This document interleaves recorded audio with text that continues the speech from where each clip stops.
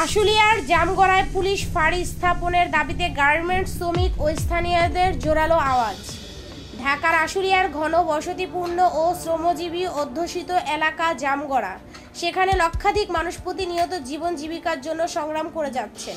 বিশেষ করে দেশের বিভিন্ন প্রান্ত থেকে আগত গার্মেন্টস শ্রমিকরা এই এলাকায় বসবাস করেন একা পরিবার পরিজন ছাড়া। তাদের আপনজনেরা রয়েছে দূরে, কেউ 100 কেউ 200 কিলোমিটার দূরে। ফলে বিপদের সময় পাশে দাঁড়ানোর মতো কাউকে পাওয়া যায় না।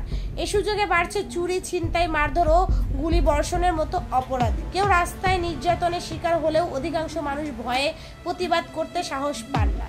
স্থানীয়দের ভাষ্য মতে জামগড়ায় আজ বসবাস মানে প্রতিনিয়ত আতঙ্কে দিন কাটানো। এলাকাবাসী ও গার্মেন্টস শ্রমিকদের পক্ষ থেকে দাবি উঠেছে, জামগড়া এলাকায় একটি স্থানীয় পুলিশ ফাঁড়ি স্থাপন করতে হবে। কারণ হিসাবে তারা জানান, এই এলাকায় রয়েছে শতাধিক গার্মেন্টস ও শিল্প কারখানা, বিভিন্ন ব্যাংক ও এটিএম বুথ, বিভিন্ন শপিং মল ও বাণিজ্যিক প্রতিষ্ঠান।